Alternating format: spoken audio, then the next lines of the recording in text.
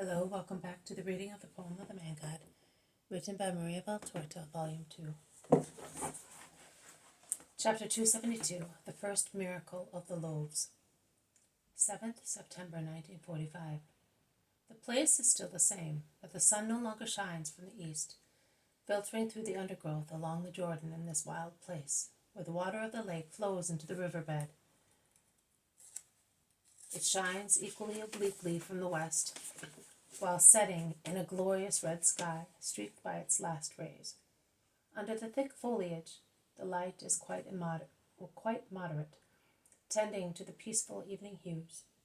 The birds, exhilarated by the sunshine they enjoyed all day, and by the plentiful food they picked in the neighboring country, are making an uproar of trills and songs on treetops. Evening is approaching with the final pomp of the day. The apostles pointed out to Jesus, who always teaches according to the subjects presented to him. Master, evening is approaching. This is a desert place, far from houses and villages. It is shady and damp. In a short while it will not be possible to see or walk here. The moon rises late. Dismiss the people so that they may go to Terakea or other villages along the Jordan to buy food and find lodgings. They need not go. Give them something to eat. They can sleep here, as they did when waiting for me. Master, you know that there are only 5 loaves left, and 2 fish. Bring them to me. Andrew, go and look for the boy. He is looking after the bag. A little while ago he was with the scribe's son and 2 more boys, intent on making garland of flowers and playing at kings. Andrew goes away at once. John and Philip also look for Margium among the crowds, who continuously change place.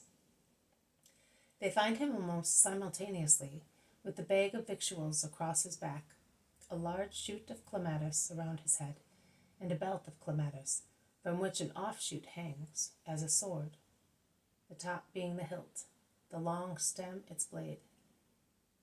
There are 7 boys with him, all wearing the same decorations, playing court to the scribe's son, a very thin child with the grave countenance of one who has suffered very much, who is adorned with flowers more than the others, and plays the king. Come, Margium, the master wants you. Margium leaves his friends and runs away without taking off his floral insignia. But the other boys follow him, and Jesus is soon surrounded by a circle of children wreathed with flowers. He caresses them, while Philip takes a parcel out of the bag containing some loaves, which are wrapped together with 2 big fish, 2 kilograms of fish, or a little more. They would not suffice for the 17 people, nay 18, including Manaen, of Jesus' group. They take the food to the master. Very well. Now bring me some baskets. 17, as many as you are. Margium will hand the food to the children. Jesus stares at the scribe who has always been near him, and asks, will you give food to the hungry people too? I would like to, but I have none myself. Give mine. I will let you have it. But are you going to satisfy 5,000 men, besides women and children, with those 2 fish and 5 loaves? Undoubtedly. Do not be incredulous. Those who believe will see the miracle being accomplished. Oh, in that case I want to hand out the food too. Then get someone to give you a basket as well.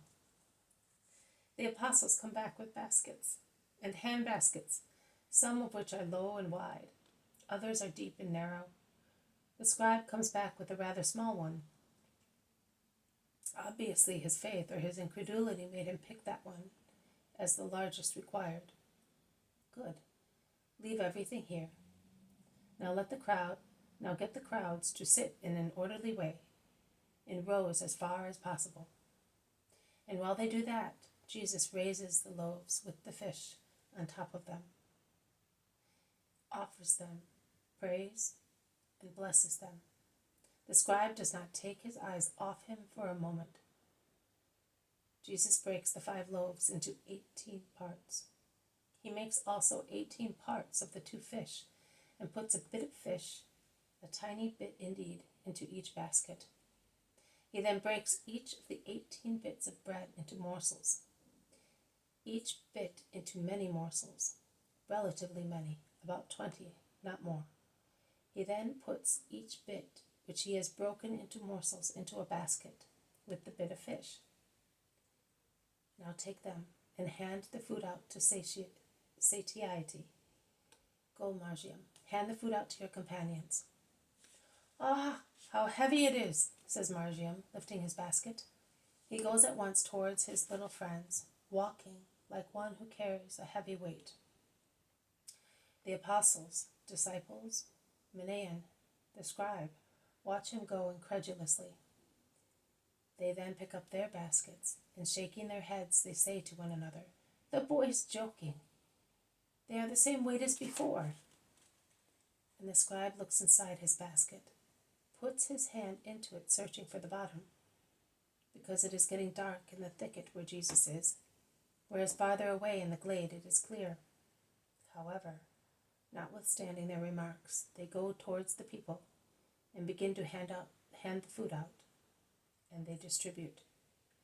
Now and again they look back at Jesus, thoroughly astonished, as they move farther and farther away, and the Master, leaning against a tree with folded arms, smiles subtly at their astonishment.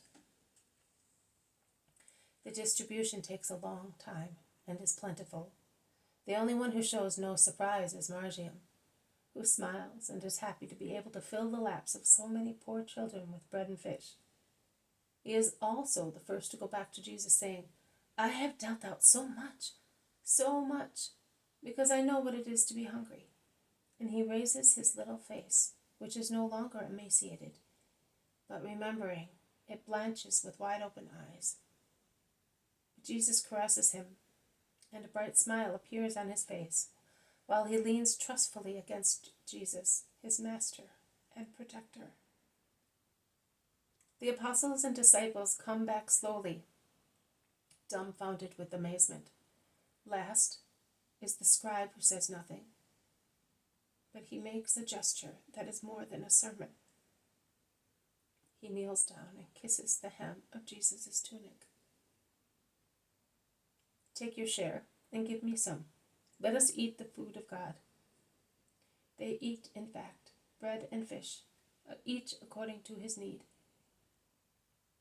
In the meantime, the people, who are now sated, exchange their impressions. Also those around Jesus make their comments, watching Margium, who finishes his food and plays with other children. "Master," asks the scribe, "why did the boy feel the weight at once, and we did not? I searched also inside. There were still the few morsels of bread, and the only bit of fish.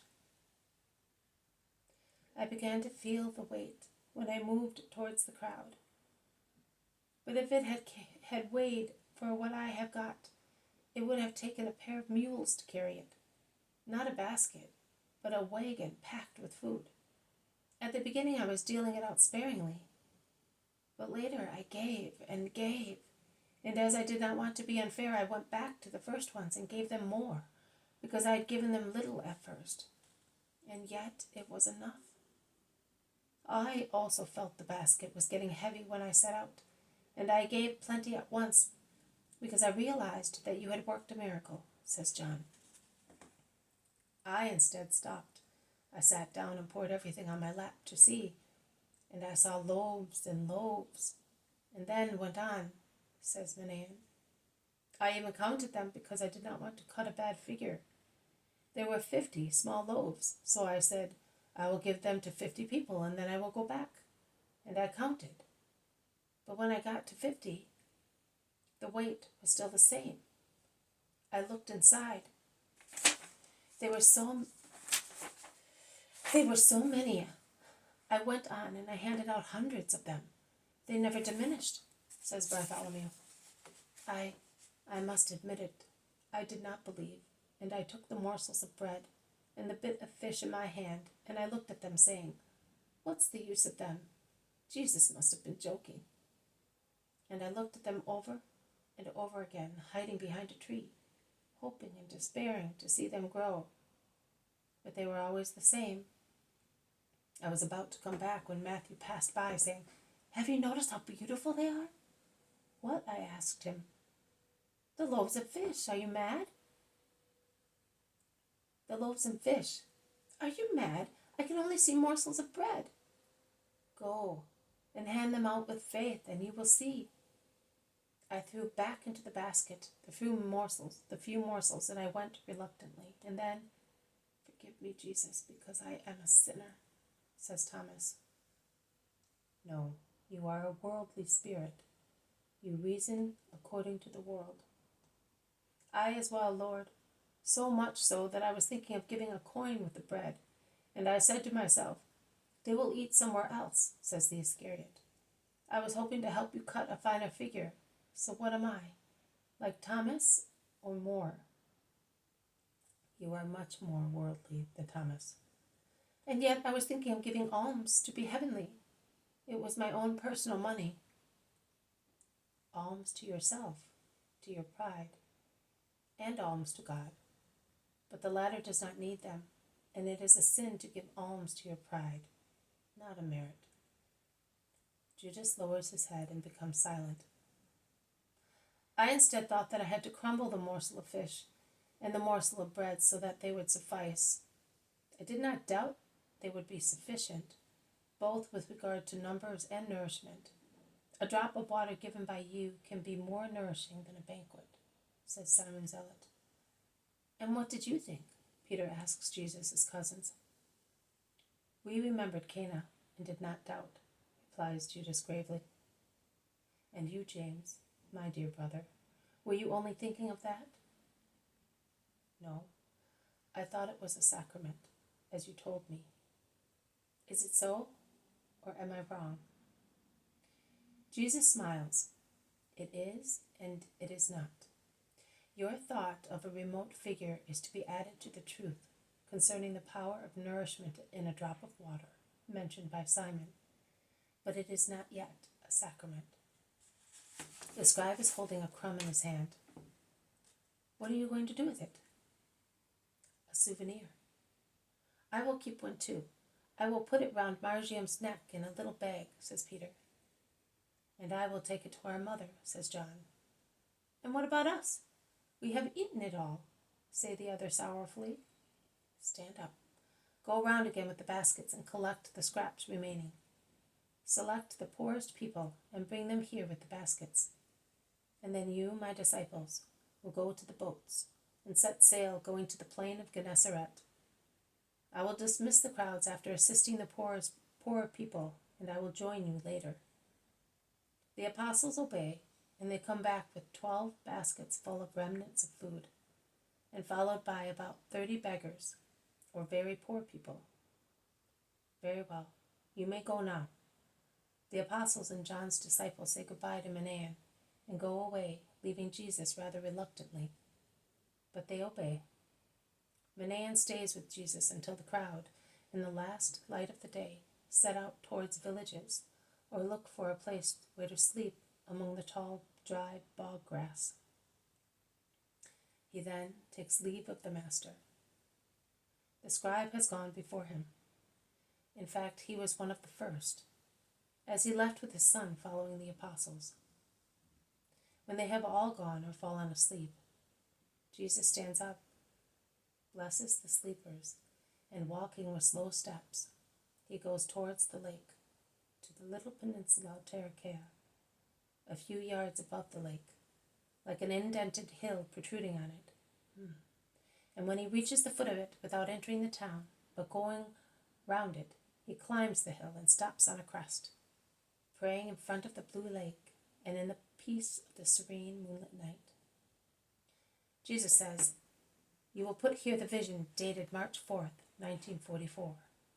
Jesus walks on the water." This has been a reading from the poem of the Man God, written by Maria Valtorta, Volume 2. Chapter 272, First Miracle of the Loaves. Thank you for listening. I will see you tomorrow. May God bless you, and may peace be with you.